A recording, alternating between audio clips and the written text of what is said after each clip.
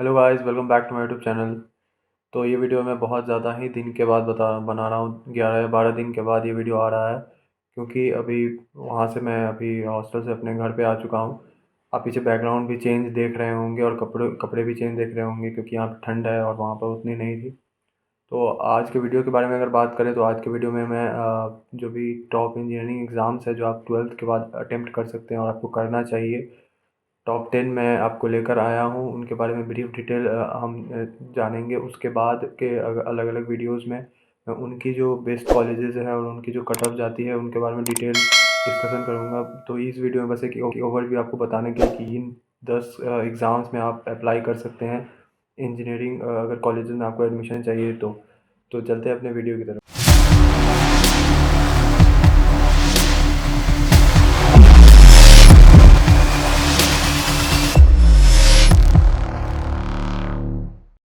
तो हम आ चुके हैं अपने स्क्रीन के ऊपर। तो आप देख सकते होंगे engineering exams after class 12th के बारे में हम आज डिस्कशन करने वाले हैं। तो मेरा आप नाम जानते होंगे, मेरा नाम है प्रियांशु रंजन और मैं करंटली बीटेक कर रहा हूँ RVCE से। तो अब सीधे चलते हैं लिस्ट ऑफ इंजीनियरिंग एग्जाम्स में। जैसा कि मैंने आपको पहले बताया, 10 एग्जाम्स की लिस्ट में लाया हूँ। तो उसमें पहला जो है वो जेई मेन है, फिर JEE advance, WP JEE, BITSAT, comet के सीटी दोनों को एक ही रखा है, क्योंकि दोनों एक ही जॉनर के एग्जाम है और वैसे भी दोनों मर्ज भी होने वाला है। उसके बाद MST, CT, SRM, JEE, VIT triple E, ISI admission test और UG डबल ई। हालांकि ISI जो है वो इंजीनियरिंग की नहीं है, फिर भी मैं उसको इंक्लूड कर रहा हूँ। अब सीधे चलते हैं जेई मेन की तरफ। तो जेई मेंस के बारे में मैक्सिमम बच्चों को पता ही होता है।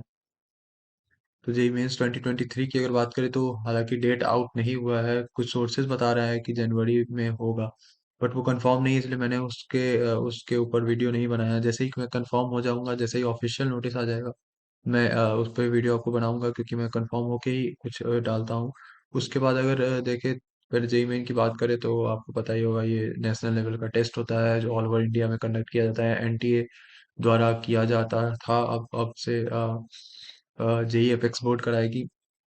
उसके बाद आप देख सकते होंगे इसमें कि IIT NITs में आपको यहाँ एडमिशन मिलता है। अगर आप इसमें क्वालिफाई करते हैं जेई मेन में, तो आप जेई एडवांस दे सकते हैं। और NITs के साथ साथ आपको CFTIs, ट्रिपल IITs और GFTIs में भी आपको एडमिशन यहाँ से मिलता है। और टॉप जो 2.5 लाख स्टूडेंट्स होते हैं वो क्वालिफाई होते हैं जेई मेन से एडवांस के लिए। इसमें दो पेपर होता है। पेपर 1 जो है वो BTech प्रोग्राम्स के लिए होता है, और पेपर 2 जो होता है वो BArch यानी बी ऑफ आर्किटेक्चर और B of planning, bachelor of planning courses के लिए होता है। एलिजिबिलिटी क्राइटेरिया की बात करें तो एज लिमिट में कोई एज लिमिट आपको यहाँ पर देखने को नहीं मिलेगा। आप कितनी भी बार अनलिमिटेड टाइम अटेम्प्ट दे सकते हैं जेईई मेन में।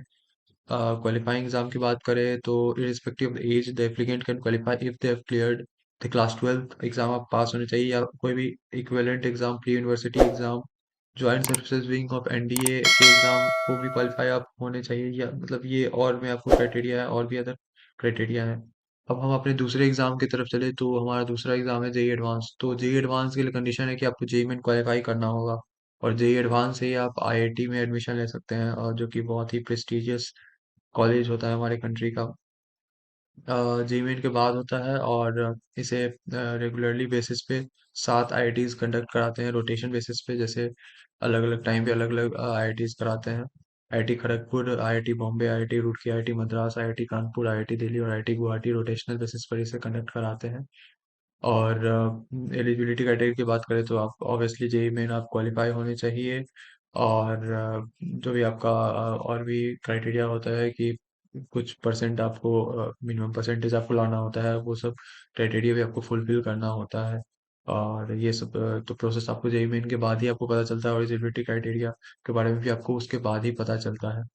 आपने तीसरे एग्जाम की बात करें तो वो है WBJE, वेस्ट बंगाल का ये स्टेट लेवल का एग्ज़ाम है। West Bengal Joint Entrance Exam, वो West Bengal Joint Entrance Examination Board कराती है वेस्ट बंगाल में ही। और यहाँ के स्टूडेंट्स को बहुत ही ज़्यादा रिजर्वेशन है, मैं आपको बता दूं। जो भी बाहर के स्टूडेंट्स इसे दे रहे हैं, वो अगर आपको अच्छा जादवपुर में चाहिए, अगर CS चाहिए तो आप भूल जाएं। तब आपको 1 से 5 या 6 तक रैंक लाना पड़ेगा, जो कि बहुत ज़्यादा ही टफ होता है।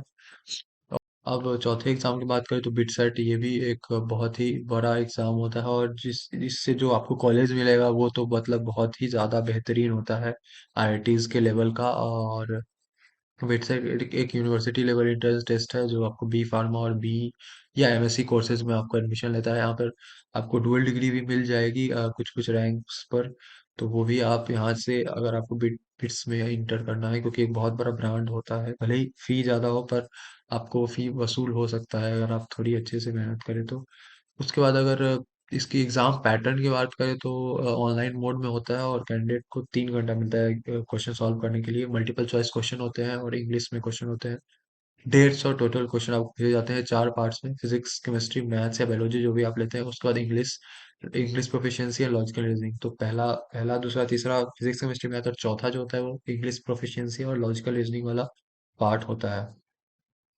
अब अपने एलिजिबिलिटी क्राइटेरिया की तरफ चले बिट्स की ही, तो आप for for admission to any first degree programmes of BITS except B pharma, आपको 12th एग्जाम पास होना चाहिए कोई भी स्टेट और सेंट्रल बोर्ड से, with physics and chemistry and adequate proficiency in English. B pharma के लिए एक अलग आपको एलिजिबिलिटी क्राइटेरिया देखने को मिलता है कि candidates should have pass 12th examination in physics, chemistry and biology, PCB में आपको पास होना चाहिए। तो उतना खास चेंज नहीं है इसमें। और अगर एग्रीगेटेड मार्क्स की बात करें तो 75% मार्क्स फिजिक्स, केमिस्ट्री और मैथ्स में, और minimum of aggregated marks in physics and chemistry biology for B pharma students, subject with at least 60% marks in each of the subjects. Aggregated marks आपको 75% होना चाहिए, और minimum of 60% in each physics, chemistry, maths या biology जो भी आप लेते हैं उसमें आपको होना चाहिए।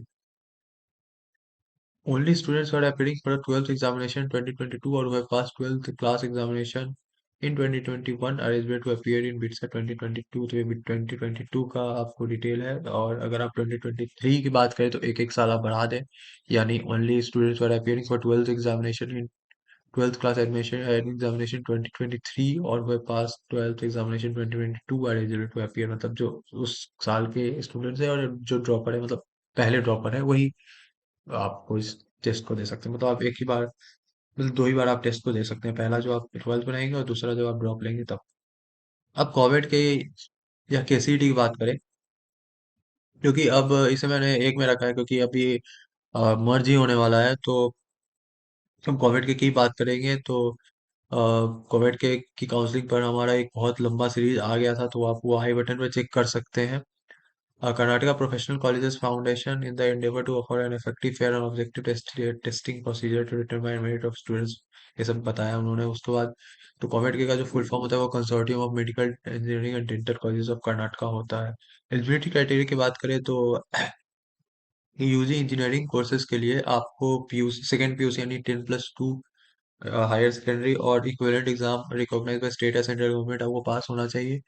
और the last 2 years of study shall comprise of physics, chemistry, and mathematics with English as a compulsory subject. The general merit candidates हैं, जो general candidates हैं should have passed by minimum aggregate mark of 45% in physics, chemistry and maths, and should have passed through these subjects individually। तो आपको 45% marks तो aggregated होना चाहिए, और वो आप उनको पास होने चाहिए, सभी को फिजिक्स, केमिस्ट्री, मैथ्स में आपको पास होने चाहिए। An attempt in the COMET entrance test seeking admission to engineering courses is considered adequate for figuring in the rank list. Diploma candidates are not eligible to take the entrance test as they are not lateral entry admissions in, इसमें नहीं होते direct. आपको बाद में जब होता है diploma candidates के लिए, जब फॉर्म आता है तो आपको इंडिविजुअली कॉलेजेस की तरफ से आपको भरना पड़ेगा। कॉमेड के में कोई आपको डिप्लोमा कैंडिडेट्स के लिए एडमिशन नहीं होता। और ये एक बहुत इंपॉर्टेंट बात नोट आप करेंगे, the candidates shall submit the original marks card of the examination during counselling for providing their eligibility marks code as evidence by the original marks card. तो आपको जो भी काउंसलिंग के समय आप जमा करते हैं वो आपको ओरिजिनल मार्कशीट जमा करना पड़ेगा, ऑब्वियसली आपको पता होना चाहिए। उसके बाद एमएसटी सीईटी की बात करें तो एमएसटी सीईटी एक महाराष्ट्र का कॉमन टेस्ट है जो कि गवर्नमेंट ऑफ महाराष्ट्र द्वारा कंडक्ट किया जाता है for the candidates to take admission in engineering, pharmacy and technology programmes offered by the private as well as government colleges in Maharashtra. Eligibility criteria की बात करें तो nationality of candidate should be Indian obviously, फिर there is no age limit prescribe for the candidates by the authorities. कोई age limit इसमें भी नहीं है। भाई 12th आपको पास होना चाहिए। और उसका मिनिमम मार्क्स रिक्वायरमेंट की बात करें तो जनरल कैटेगरी के लिए 50 एग्रीगेटेड है, और एप्टीट्यूड 10, और इंग्लिश 5 क्वेश्चन आपको होते हैं। एक फ्लो चार्ट है जिसमें बताया गया है कि submission of FBIT triple E admission application जो होते हैं वेब पोर्टल पर इस स्लॉट का लिंक आएगा, फिर सेंटर बुकिंग का आपको आएगा मैसेज, फिर एडमिट कार्ड जनरेशन होगा, फिर आप एग्जाम देंगे, फिर रिजल्ट आएगा, फिर अनाउंसमेंट होगा काउंसलिंग का, फिर प्रोग्राम विश लिस्ट आपका आपको कैंडिडेट्स के लिए, फिर एडमिशन लेटर आपको मिलेगा, फिर डॉक्यूमेंट वेरिफिकेशन होगा, फिर आपका एडमिशन होगा। तो ये 10 स्टेप में आपको VIT में एडमिशन मिल जाएगा। अब एलिजिबिलिटी की क्राइटेरिया की बात करें तो वही रेजिडेंट होने चाहिए, नॉन रेजिडेंट इंडियन नेशनल होने चाहिए, PIO या OIC कार्ड आपको होल्ड होना चाहिए, authorised by the government of India. NRI applicants can directly apply under NRI category through NRI application form, वो भी आपको मिलता है। और अगर एज लिमिट की बात करें तो applicants whose birth date of birth falls on और after 1 July 2001 are eligible to appear for engineering admission 2023। उसके बाद बात करें क्वालिफाइंग एग्जाम की तो ये वही देन +2 आपको पास होना चाहिए, इंटरमीडिएट और 2 ईयर प्री यूनिवर्सिटी एग्जाम जो होते हैं वो आपको पास होने चाहिए। General certificate education examination London Cambridge या श्रीलंका वाला जो होता है वो एडवांस लेवल पर आप क्वालिफाई होने चाहिए। तो ये सब criteria, one of the criteria अगर आप फुलफिल करते हैं तो आप एडमिशन ले सकते हैं। अब आते हैं ISI एडमिशन टेस्ट की तरफ। तो इससे आपको बीटेक या BE में तो एडमिशन नहीं मिलता है, लेकिन इससे आपको बैचलर ऑफ स्टैटिस्टिक्स ऑनर्स और बैचलर ऑफ मैथमेटिक्स ऑनर्स में मिलता है। तो ये भी बहुत ही ज़्यादा बढ़िया डिग्री है। और इसका ये जो डिग्रीज है, इसका ये बेस्ट कॉलेज है कंट्री में। इसके बारे में आपको मैंने वीडियो बनाया था बहुत पहले, और इसके आगे भी 2023 एग्जाम्स के लिए भी आएगा, तो वो वीडियो भी आप चेकआउट कर सकते हैं ऊपर आई बटन में।